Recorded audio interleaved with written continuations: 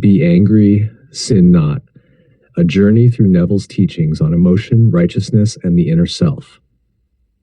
There's something incredibly important I want to talk about today, a subject that feels deeply personal and universally relevant. I call this, be angry, sin not. It's a reflection not just on emotions, but on a deeper understanding of sin, righteousness, and what it truly means to live in the freedom that imagination offers. When I speak from my experience, and more importantly, from the transformative insights I've received through studying Neville Goddard. I was fortunate.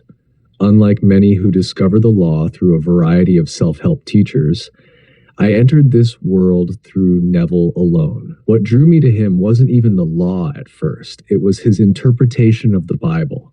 It wasn't about manifesting cars or wealth or high vibes. It was about truth, depth, and scripture that finally made sense in a way that was alive. On emotion, the permission to be angry. In the world of spiritual and law of assumption teachings, there's often an overwhelming pressure to be happy all the time. There's an implicit and sometimes very explicit suggestion that if you're not radiating joy, you're somehow doing it wrong. But here's the thing. Emotions are real, and trying to bypass them by pretending they don't exist is not only unhelpful, it's dishonest. Neville allows you to be angry. He doesn't tell you to suppress it or fake a smile. He tells you to express it, to explode if you must, to get it off your chest. But then he gives you a critical instruction. Sin not. This is where his teachings diverge powerfully from others. For Neville, sin is not about morality. It's about missing the mark. And that mark is your righteousness, or your state of fulfillment. Understanding sin and righteousness. Sin, in Neville's framework, isn't about wrong behavior or disobedience. It's about falling short of your ideal state in imagination. Righteousness is right thinking, or in other words, living from the fulfilled desire within you. Sin is imagining yourself as less than who you want to be. It is living in the past, I was, the future, I hope to be, or in lack, I wish I could, rather than the fulfilled now of I am. So when Paul says in Ephesians, be angry but sin not, he's not telling you to shut down your humanity. He's telling you to not stay in a state that misrepresents your divine identity. Neville echoes this beautifully when he says, don't let your anger go with you into the deep of sleep. Feel the frustration. Express it. But before you sleep, return to I am. Who is I in your imagination? Here's a revelation that changed everything for me. When we say, I want to become this, we usually mean the outer self, the body, the personality, the face in the mirror. But Neville wants us to realize that the inner self, the imaginal I, is the one desiring transformation. That inner self has no body, no form, no limits. He is the silent witness within, the one who creates, feels, and experiences everything in imagination. And his name is not I hope or I was. His name is I am. When you say I want to be free, it's not your body speaking. It's the inner man, the one who lives in imagination. And he can be free right now by claiming the state of freedom in the present tense. The trap of looping and vain repetition. I remember struggling deeply with intrusive thoughts, especially around my scenes in imagination being ruined. I would loop scenes endlessly, thinking that repetition alone would make them real, but it never worked. Why? Because I wasn't feeling myself as the fulfilled one. It was mechanical, empty. I had become a parrot, repeating words with no heart.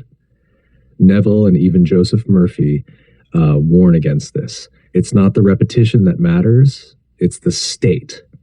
You must feel the truth of your I am, otherwise it's just noise. Freedom for the inner self. The key isn't trying to force positive emotions. It's not about pretending to be happy. The real transformation happens when you fulfill the desire of the inner self. That's righteousness. That's what it means to not sin. You're not fighting to be cheerful. You're being what you desire to be in imagination. For me, this became especially clear after confronting a deep-rooted fear, the fear that anything good would eventually be taken away. That fear was not just psychological, it was spiritual bondage. But the liberation came when I realized the inner self is who wants to be unafraid, and he can be. And when I fulfilled that desire within imagination, when I felt myself to be unafraid, unshakable, my body, my world, everything changed. Not because I forced myself to smile, but because I set the inner self free. Imagination only gives, it never takes. Here's one of the most life-changing realizations I've had from Neville's teachings. Imagination only gives, it never takes. You can enter a state where you imagine loss or fear or absence, but the imagination itself is not taking from you. It is only giving what you accept within yourself. You're always receiving what you're identifying with. So the choice becomes simple. What are you saying I am to? Neville on Be Angry, Sin Not. Let me end with this powerful excerpt from Neville's 1966 lecture. You find Jesus Christ. Be angry. The day didn't go as you wanted it to go. Be angry, but sin not. Sinning is missing the mark. Don't let your anger go with you into the deep of sleep. Don't stop. Be angry. Get it off your chest at that moment. Having blown your top as it were, now don't sin. Sinning is missing the mark. You have an objective, a goal. Now commune with your own heart on your bed and be still. And now bring the right sacrifice, the sacrifice of righteousness, which is right thinking. Forget what just happened. Forget the outburst. Start again. Return to your center. Say to yourself in imagination, I am what I desire to be. Trust in that and let it unfold. You are not stuck. No one is stuck. As Neville says so simply, so truthfully, no one is stuck save he who sticks himself. Let this teaching free you, not bind you. Be angry if you must, but don't sin. Don't live in the shadow of your unfulfilled self. Step into the radiance of your I am, and from that place you will know peace, joy, gratitude, and power, all as natural byproducts of being who you truly are.